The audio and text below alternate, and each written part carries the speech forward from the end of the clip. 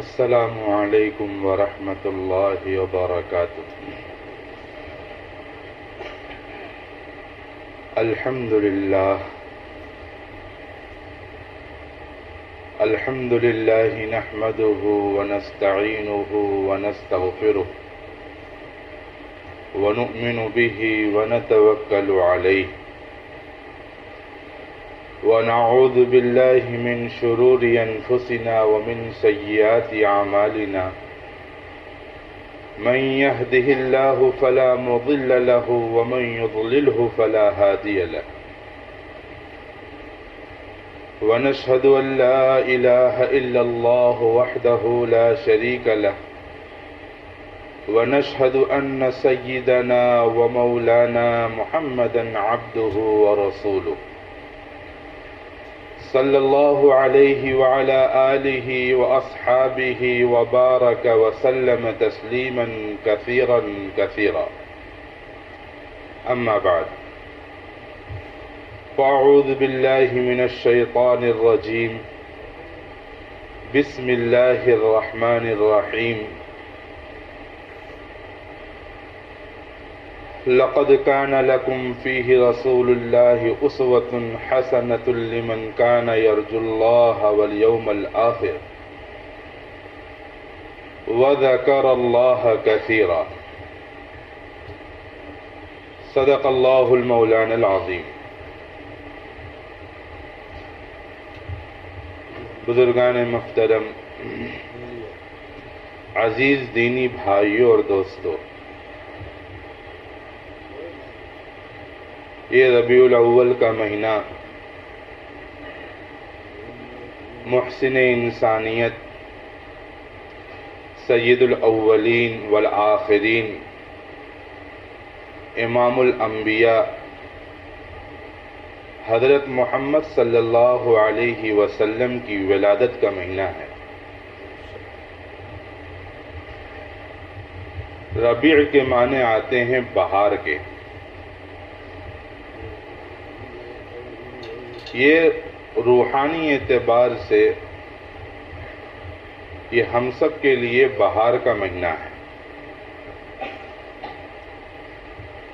اسی مہینے میں ہمارے نبی کی آمد بھی ہوئی ہے،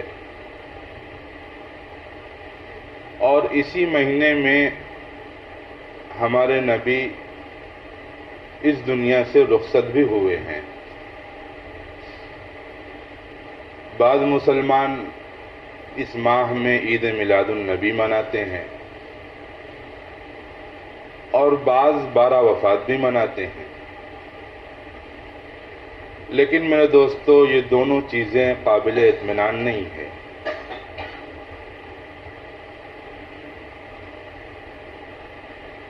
نبی کی آمد اس امت کے لیے بڑی خوشی اور مسرت کا سامان ہے۔ اللہ کے نبی کی ذات کا اس دنیا میں آنا بڑی خیر، برکت اور انعامات لے کر کے آنا ہے۔ آپ کی ذات سے پہلے آپ کی ذات کی آمد پر بہت سے معجزات ظاہر ہوئے۔ تخلیقی اعتبار سے اللہ رب العزت نے آپ کو 1400 سال پہلے وجود آپ کا عطا فرمایا، اور وجود کے اعتبار سے اللہ رب العزت نے جو آپ کو حسن، خوبصورتی اور جسمانی کمالات عطا فرمائے تھے، میرے دوستو اس کا کوئی جواب نہیں ہے۔ جس طریقے سے نبی کی رسالت اور نبی کی کمالات کا کوئی جواب نہیں ہے، اسی طریقے سے آپ کی جسم کے اعتبار سے اللہ نے جو آپ کو حسن عطا فرمایا، خوبصورتی عطا فرمائی، توانائی عطا فرمائی، قوت عطا فرمائی، کمالات عطا فرمائے، ان سارے اوصاف کا کوئی جواب نہیں ہے۔ اللہ رب العزت نے آپ کو پیدا فرمایا اور آپ کو پیدا فرما کر یہ فیصلہ آخری فرما دیا کہ یہ حسن جو آپ کا ہے یہ آخری حسن ہے، یہ کمال جو آپ کا ہے یہ آخری کمال ہے، یہ خوبصورتی جو عطا کی گئی ہے آپ کو وہ آخری خوبصورتی عطا کی گئی ہے۔ میرے دوستو، اس دنیا کے اندر انسان کے محبت کرنے کے 3 اسباب، بڑے اسباب ہوتے ہیں۔ ایک سبب تو یہ ہوتا ہے کہ انسان کسی سے محبت کرتا ہے تو اس کے کمال کی وجہ سے محبت کرتا ہے، اور دوسرا کوئی انسان کسی سے محبت کرتا ہے تو اس کے جمال کی وجہ سے محبت کرتا ہے، اور تیسرا کوئی اگر کسی سے محبت کرتا ہے تو اس کے احسان کی وجہ سے محبت کرتا ہے۔ یہ 3 بڑے اسباب ہیں اس دنیا کے اندر۔ بعض لوگوں نے اس کے اندر مال کو بھی شامل کیا ہے، مال کا بھی شمار کیا ہے، لیکن میرے دوستو مال اس لیے شمار نہیں کیا جا سکتا کہ مالدار سے آدمی خوشامد اور چاپلوسی تو کرتا ہے لیکن محبت نہیں کرتا۔ چاپلوسی کرے گا، خوشامد کرے گا، پیسہ کھینچنے کی کوشش کرے گا، لیکن اس سے محبت نہیں کرتا ہے۔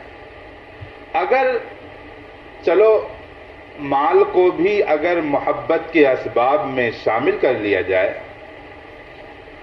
تو میرے دوستو اس کائنات میں حضرت محمد صلی اللہ علیہ وسلم سے بڑا مالدار کوئی نہیں تھا۔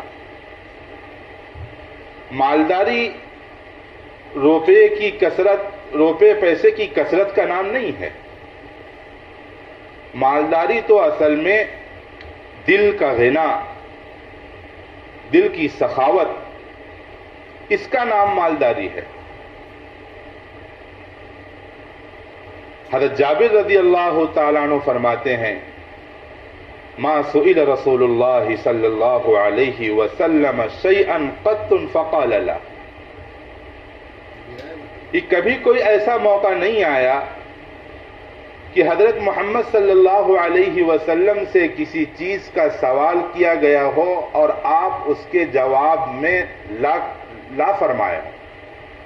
نہیں، کبھی کوئی ایسا موقع نہیں آیا کہ کوئی سائل حضور سے سوال کرے اور آپ اس کو نہیں کا جواب دیں۔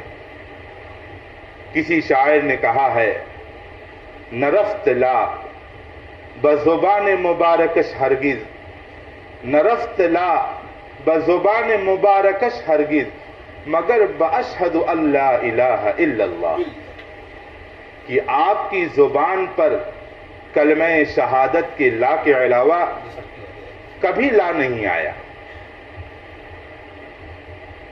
حضرت ابو ہریرہ رضی اللہ تعالیٰ عنہ فرماتے ہیں اللہ کے نبی کی طرف سے یہ عام اعلان تھا، من ترک دینا فعلی ومن ترک مالا فلورثتہ، جو مسلمان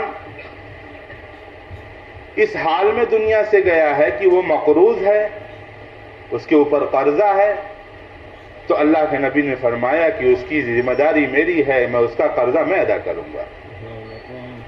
اور جو مسلمان اس دنیا میں اس حال سے گیا ہے، مال چھوڑ کر گیا ہے، اس کے پاس مال ہے، تو وہ سارا مال اس کے ورثہ کے لیے ہے، وہ اس کو سمجھیں گے، اس کے مال سے مجھے کوئی مناسبت نہیں۔ اور میرے دوستو حضور کے بارے میں آتا ہے کہ کبھی ایسا ہوتا تھا کہ آپ کے پاس کوئی چاندی کا ٹکڑا اگر آپ کے پاس رہ جاتا تھا، آپ اس کو کسی کو اگر ہدیہ نہ کر سکتے تھے، تو میرے دوستو آپ کو ایسی بے چینی اور بے قراری ہوتی تھی کہ رات بھر آپ کو نیند نہیں آتی تھی۔ ام المؤمنین حضرت عائشہ رضی اللہ تعالی عنہا جب آپ کی بے قراری دیکھتی تھی تو آپ سے پوچھتی تھی، تو آپ فرماتے تھے کہ عائشہ کہ مجھے خوف ہے کہ یہ چاندی کا ٹکڑا میرے پاس ہو اور مجھے اس حال میں موت آ جائے۔ میرے دوستو، کبھی کبھی حضور کے پاس سائل آتے تھے، لیکن آپ کے پاس دینے کے لیے کچھ بھی نہیں رہتا تھا، لیکن آپ قرض لے کر اس سائل کی ضرورت کو پورا فرماتے تھے۔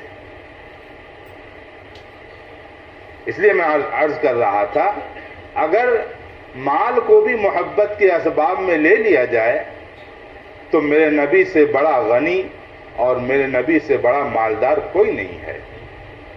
لیکن میرے دوستو، یہ تو حقیقت ہے، مال سے محبت، مالدار سے کوئی انسان محبت نہیں کرتا ہے، اس سے چاپلوسی تو کی جا سکتی ہے، اس کو خوشامد کیا جا سکتا ہے، لیکن اس سے محبت نہیں ہوتی ہے۔ اس دنیا میں محبت کرنے کے جو پہلا سبب ہے وہ کمال ہے، کہ آدمی کسی سے محبت کرتا ہے اس کے کمال کی وجہ سے محبت کرتا ہے۔ ہزاروں انسان ہیں ایسے جس کو نہ ہم نے دیکھا ہے، نہ ہماری ان سے کوئی قرابت داری ہے، نہ ہمارا کوئی ان سے رشتہ ہے، تعلق ہے، نہ ہمارا ان سے کوئی جانی اور مالی فائدہ ہے، مگر میرے دوستو ہم ان سے محبت کرتے ہیں ان کے کمال کی وجہ سے۔ تو اس ذات اقدس حضرت محمد صلی اللہ علیہ وسلم سے محبت کیوں نہ کی جائے، جن کے اندر سارے کمالات موجود تھے۔ حاتم طائی کی سخاوت مشہور ہے کہ حاتم طائی کی اگر مثال دی جائے، دنیا میں لوگ اس کی مثال دیتے ہیں سخاوت میں، لیکن میرے دوستو حاتم طائی کی سخاوت کا ہمارے نبی حضرت محمد صلی اللہ علیہ وسلم سے کیا تقابل کیا جا سکتا ہے؟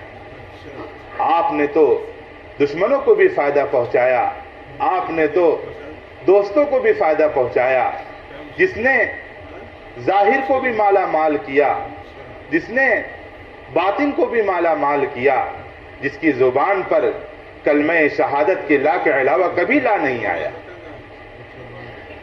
نہ رفت لا بزبان مبارکش ہرگز مگر باشہد ان لا الہ الا اللہ، آپ کی زبان پر کلمہ شہادت کے لا کے علاوہ کبھی لا نہیں آیا۔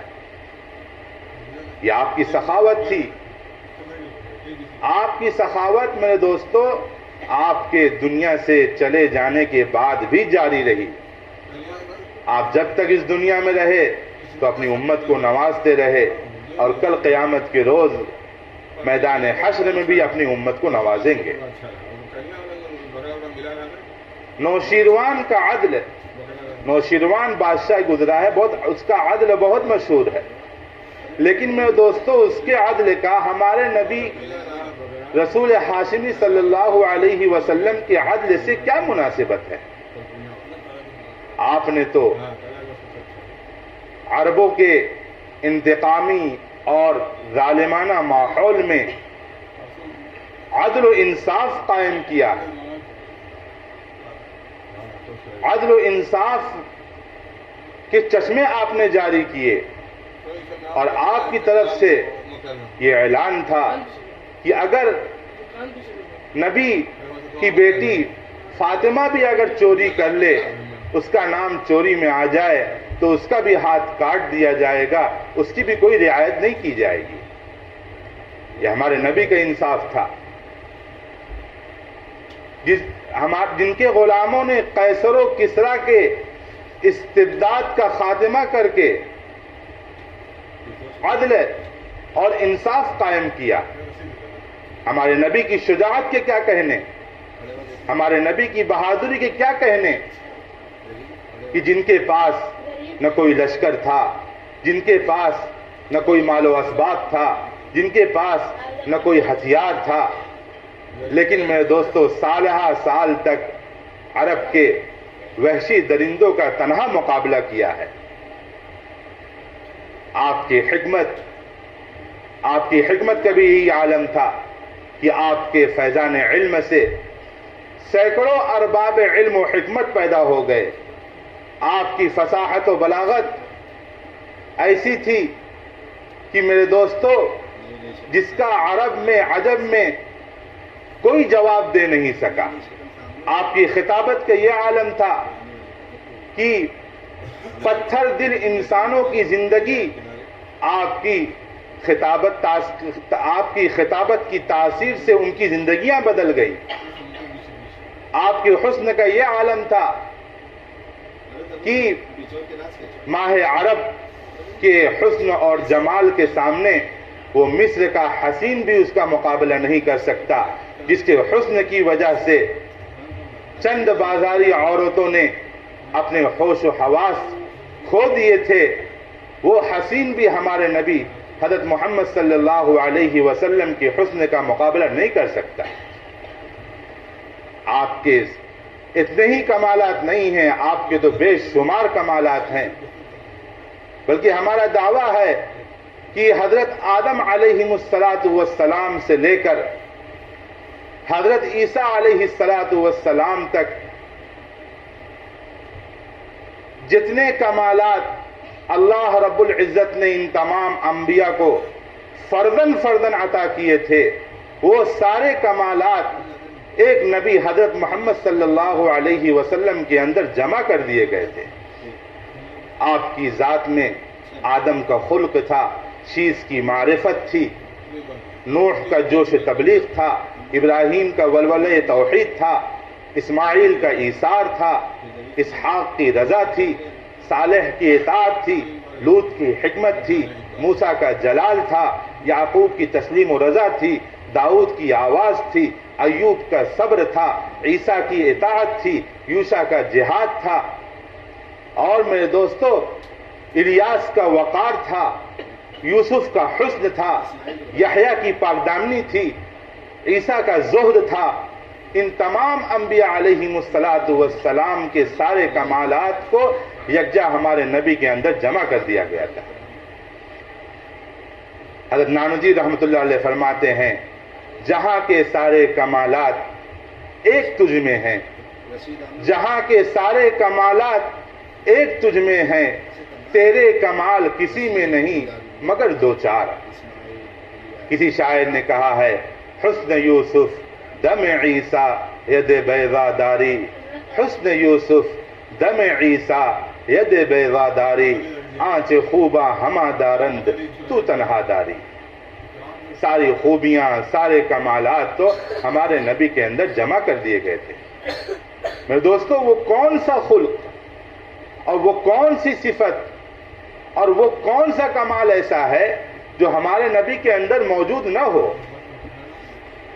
آپ کی حیا کا یہ عالم تھا کہ حضرت ابو سعید خدری رحمۃ اللہ رضی اللہ تعالیٰ عنہ فرماتے ہیں کہ آپ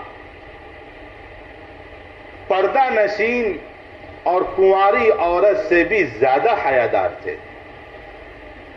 اور میرے دوستو، آپ کے تواضع کا یہ عالم تھا کہ آپ خادموں کے ساتھ، غلاموں کے ساتھ بیٹھ کر کھانا کھا لیتے تھے، غریبوں کی عیادت کرتے تھے، فقراء کے ہم نشین ہوتے تھے۔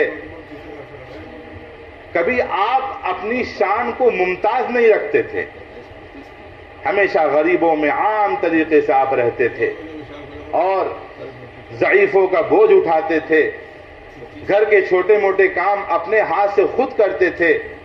حضرت ابو ہریرہ رضی اللہ تعالیٰ عنہ فرماتے ہیں کہ ایک شخص آپ کے ہاتھ کا بوسہ لینا چاہا تو آپ نے اپنا ہاتھ کھینچ لیا اور فرمایا، ھذا تفعلہ الاعاجم بملوکها ولست بملک انما انا رجل منکم۔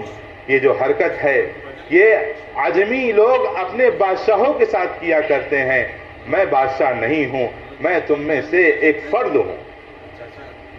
یہ ہمارے نبی کی عجز تھا، تواضع تھا، یہ انکساری تھی ہمارے نبی کی۔ آپ کا آپ کا اخلاق ایسا تھا کہ حضرت انس رضی اللہ تعالیٰ عنہ فرماتے ہیں کہ میں 10 سال تک آپ کی خدمت میں رہا، لیکن آپ نے کبھی بھی مجھ سے اف تک نہیں کہا. آپ نے مجھے کبھی یہ بھی نہیں کہا کہ تم نے یہ کام کیوں نہیں کیا. میرے دوستوں، میں اپنے نبی کی کمالات کو کیا کیا بیان کروں؟ یہ تو میں خالی آپ سے گنوا رہا ہوں. یہ سارے کمالات میرے نبی کے اندر موجود تھے. آپ کی شجاعت کا عالم، آپ کی بہادری کا عالم.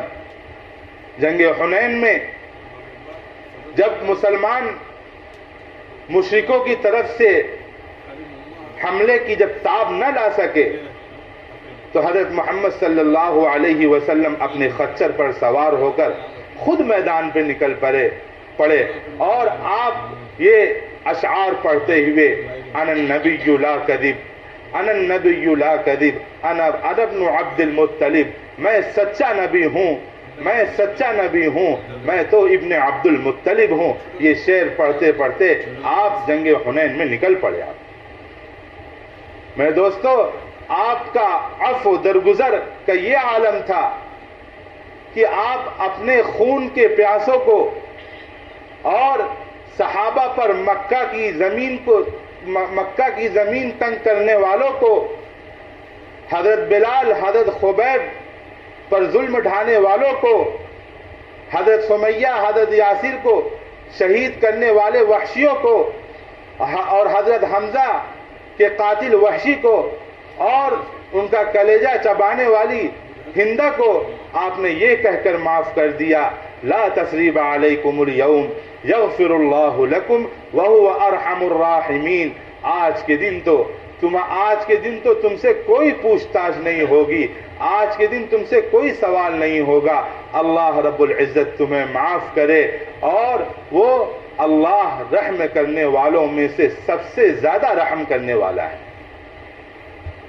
یہ چند صفات میرے دوستو میں نے آپ حضرات کے سامنے بیان کیے. کہ اگر اس پر بیان کیا جائے تو نبی کی ایک ایک صفت، ایک ایک کمالات کئی جمعہ گزر جائیں.